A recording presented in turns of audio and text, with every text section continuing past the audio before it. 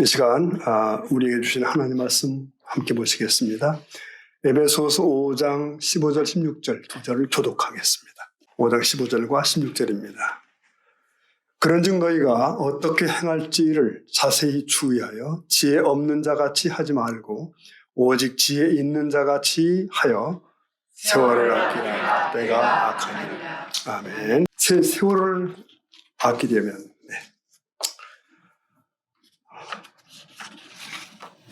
이제 우리는 몇 시간 후에는 새해를 맞이합니다.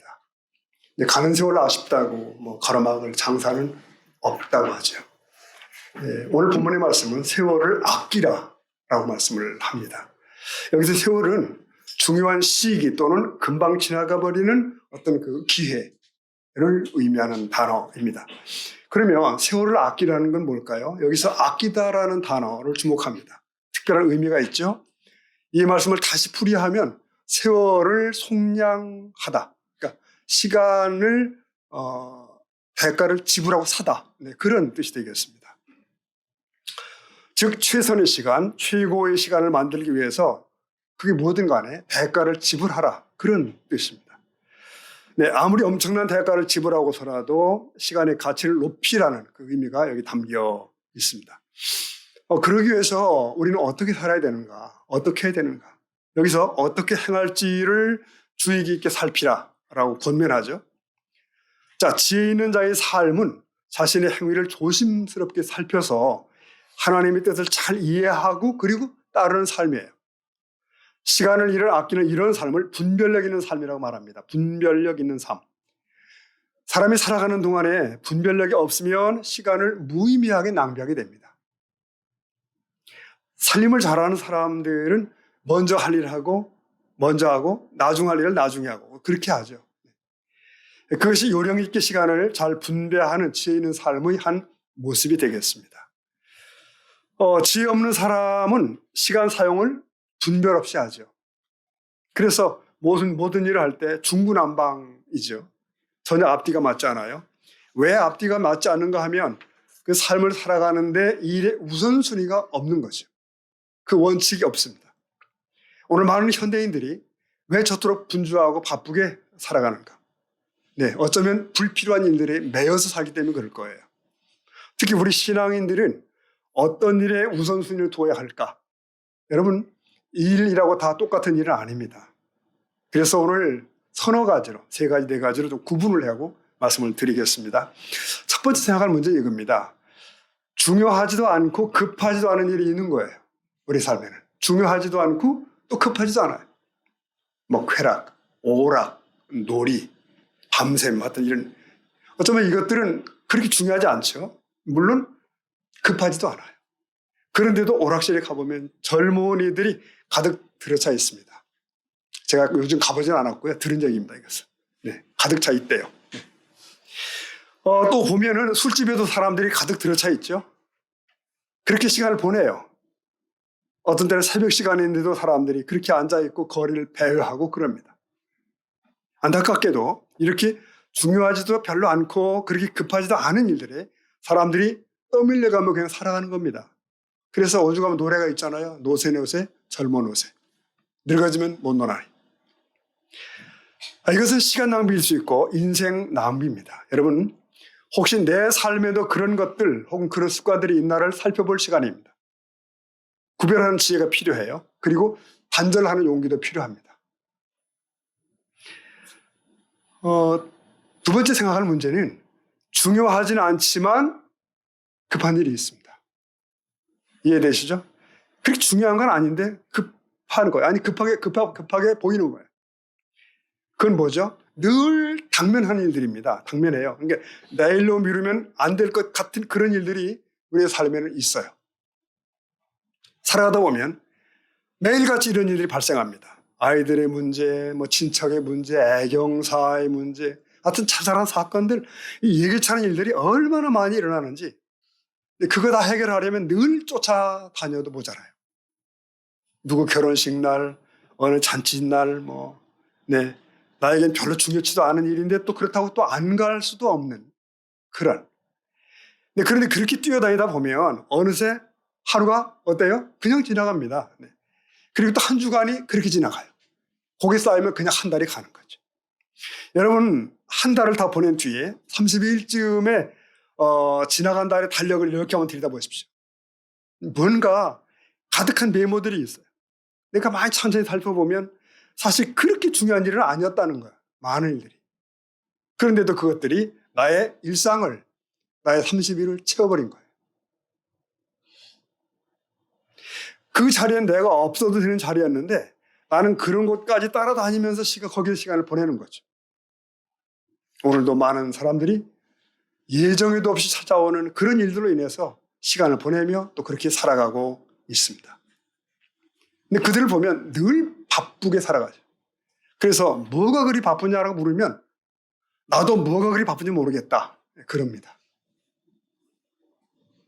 이것은 중요하지 않은데 급한 것처럼 다가오는 일들 때문이에요. 그 일들을 바삐바삐 처리하다 보면 자신이 무척 중요한 사람인 듯한 착각도 와요. 근데 그것은 착각입니다. 그렇게 소중한 시간을 허비하는 거죠. 사람은 금전을 시간보다 중요히 여기지만 그로 인해서 잃어버리는 시간은 금전으로 살 수가 없습니다. 그리 중요하지 않은데 급하다고 위장하여 다가오는 일들에게 빠져버리는 거죠. 오늘 신중하지 못한 우리들이 살아가는 모습일 수도 있습니다. 여러분, 중요하지 않은데 급한 것처럼 보이는 일들을 적절히 솎아내는 지혜가 우리에게 있어야 될 줄 믿습니다. 또 있습니다. 정말 중요한 건 세 번째 요거죠. 중요하고도 급한 일이에요. 네. 이건 뭐 말할 것 없죠. 중요하면서도 급해요. 중요한데 급하기도 해요. 이건 반드시 지금 오늘 해결해야 됩니다. 이런 일은 무조건 우선순위의 맨 꼭대기에 있습니다. 뭔가 밀려서는 안 되는 거죠. 그냥 미루어서도 안 되는 것이고요. 자, 부지런히 출근하다 보니 길에서 누가 쓰러져 죽어가고 있어요. 나도 빨리 직장 가는 시간도 바쁘지만 그런데 이것은 저 사람의 생명의 문제란 말이죠. 그래서 모든 가던 길 멈추고 그에게 가봐야 된다. 우리 상식 아닙니까? 때때로 우리가 뉴스에서 보잖아요. 길에서 쓰러진 일을 위해서 갈 길을 멈춘 그 누군가가 그를 심폐소생을 했다. 구출했다. 이런 것들이 이제 바로 중요하고도 급한 일입니다. 우리는 여기서 누가복음 10장의 선한 사마리아인 비유가 자연히 떠오릅니다. 한 사람이 여리고 산길을 가다가 강도를 만나죠. 거의 죽은 상태입니다. 마침 한 제사장이 지나가고 그 다음엔 레위인이 지나가고 그들은 피 흘리며 누운 자를 보았지만 피하여 지나갔더라. 피하여 지나갔더라. 여러분, 제사장은 제사를 집례하러 가는지도 모릅니다. 레위인은 율법을 가르치러 가는 길일 수도 있어요. 그러나 그런 이들을 등장시킨 주님의 의도가 뭘까요? 그들이 잘못했다는 겁니다. 그들은 정작 중요하면서도 급한 일을 외면한 나쁜 자라는 거예요. 반면에 한 사마리아인은 가던 길을 멈추죠. 저 사람이 피 흘리는 상처를 돌보고 비용을 감당하죠. 그러니까 이 사람은 바쁜 여정을 멈추고 그 일을 했을 뿐 아니라 자신의 돈을 투자합니다. 주님은 이 말씀을 듣는 자들에게 결론을 내렸습니다. 너희도 이렇게 하라. 너희도 그렇게 하라. 여러분, 우리 하나님께서 우리의 눈을 밝게 해주시기를 원합니다.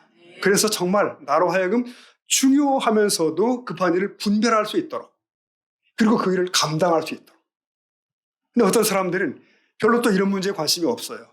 그래서 누가 죽는가 보다 그거 그냥 지나쳐 버립니다. 우리 복음을 전하는 자들이죠. 전도하는 일. 사실은 이게 중요하고도 급한 일일 수 있거든요. 근데 사람들은 이런 일에 별로 관심이 없습니다. 그러면서 중요치 않은 오락하는 일, 노는 일, 잔치집 가는 일은 빠지지 않고 달려가죠. 어쩌면 우리들이 그렇게 살아가고 있는지도 모릅니다. 부질없는 일로 너무 바쁘고 분주하게 살아가요. 네. 그래서 성경은 우리에게 세월을 아끼라고 합니다. 세월이 악하다. 세상을 어떻게 살아가는 것이 지혜로운 일인지 분별하라고 말씀합니다.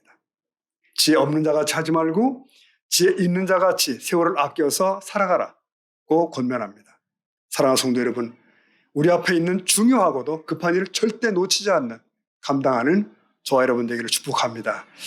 여기서 끝나도 됩니다. 근데 하나 더 있거든요. 뭐냐면 급하지는 않지만 중요한 일이 있다는 거예요.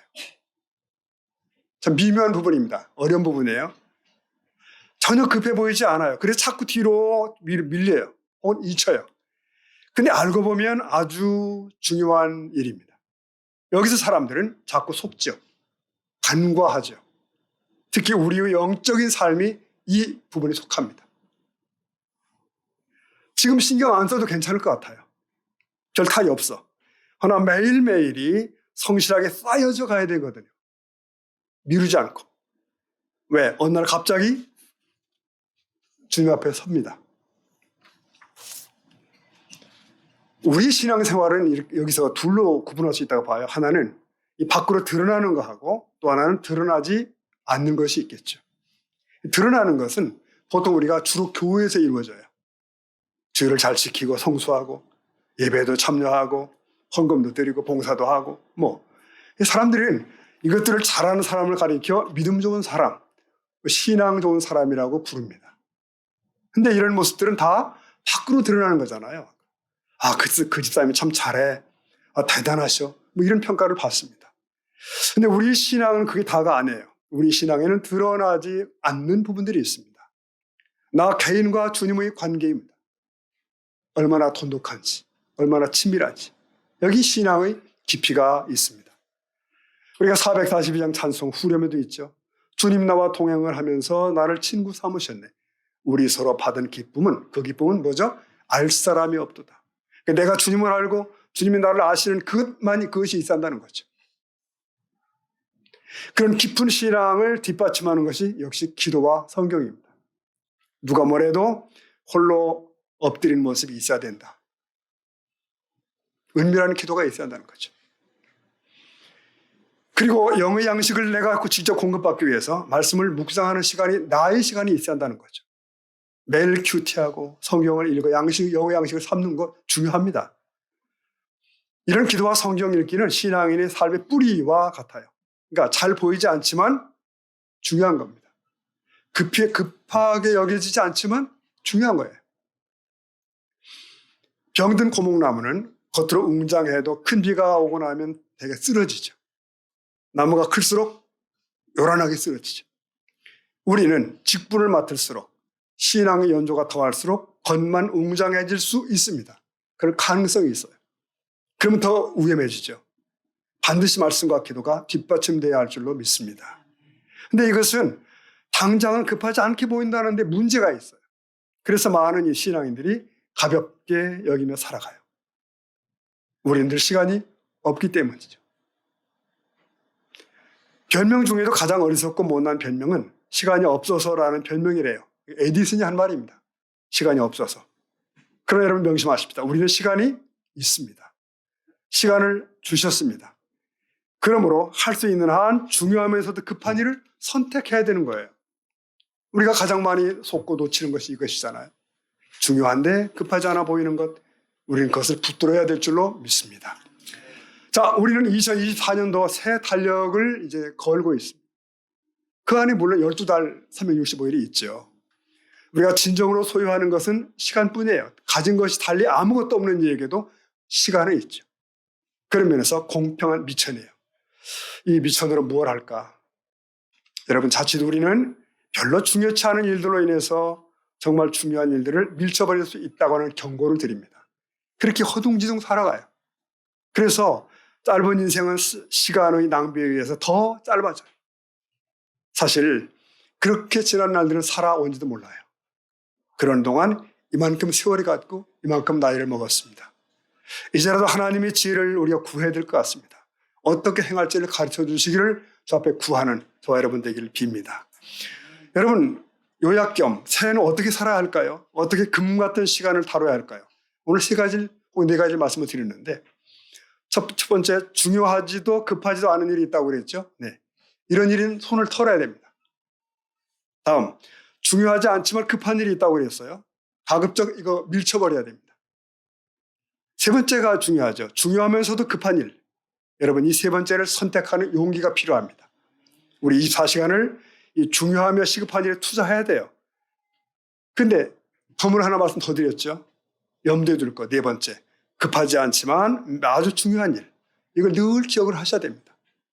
그래서 중요한 일을, 소중한 일을 놓쳐버리는 우울을 범하지 않기를 바랍니다. 이 시간 자문 한번 하시면 어때요? 내가 지금 고목처럼 속이 텅 빈 것이 아닐까? 남들 보기에는 문제가 없지만 속은 빈 거 아닐까? 그러다가 내가 어느 날 무너져 내리는 건 아닐까? 그러다가 축대가 무너지고 나의 삶 일부가 무너진 건 아닌지 생각해 볼 시간입니다. 여러분, 기도는 별로 급하지도 않은 일 같은데 정말 중요한 일이죠. 별로 급하지 않아 보이니까 사람들이 무시하지만 그러다가 어느 날 갑자기 무너져 내릴 때 그때 화들짝 놀라서 금식 기도에 나서지만 그게 무슨 힘이 있겠어요? 말씀을 정리하겠습니다. 오늘 말씀은 분명히 세월을 아끼라고 그럽니다. 때가 악하다. 그 말은 사단의 시간을 그렇게 농간친다는 거예요. 악하다. 오늘 이 말씀은 기회를 붙잡으라는 거예요. 대가를 지불하고라도 현재라는 시간을 진정한 소유로 만들어야 된다. 이것은 삶의 우선순위를 바로 알고 현재를 살라는 말씀이겠죠. 우리 주 예수님은 이 땅에 계시는 동안 가장 완벽한 삶의 모본이 되셨죠. 네. 이게 33년의 삶이지만 사실 3년밖에 안 사신 거나 마찬가지인데 온전히 하늘 아버지의 뜻에 따라 살았던 그런 생애. 그래서 운명하시는 그 순간에 이렇게 말씀하시죠. 내가 다 이루었다. 장엄하죠. 내가 다 이루었다. 그 주님께서는 제자들에게 어떻게 살 것인가를 말씀하셨어요. 어떻게 삶의 우선순위를 잡을 것인지를 말씀하셨습니다. 뭐죠? 너희는 먼저 그의 나라와 의를 구하라. 먼저. 이 말씀에서 우리는 먼저라는 단어에 밑줄을 그어야 돼요. 너도 나도 하나님을 섬긴다고 말하죠. 너도 나도 봉사한다고 말해요. 그러나 하나님의 뜻을 먼저 찾고 그의 원하심을 먼저 두는 사람은 흔치 않습니다. 이 시간도 주님은 말씀하십니다. 너희는 먼저 그의 나라와 의를 구하라. 진정한 우선순위가 여기 있습니다. 먼저 하나님이 원하시는 것을 행해야 됩니다. 먼저 하나님이 기뻐하시는 일을 추구하십시다. 그리하면 우리의 모든 필요를 채우실 것입니다. 이것이야말로 진정 지혜자의 삶의 원칙입니다. 저와 여러분이 그럴 수 있기를 축원합니다. 오늘 말씀 읽고 마칠까요? 네, 이 말씀 다 같이 시작. 그러니 의를 구하라. 그리하면 이 모든 것을 너에게 더할 것이다. 아멘, 아멘.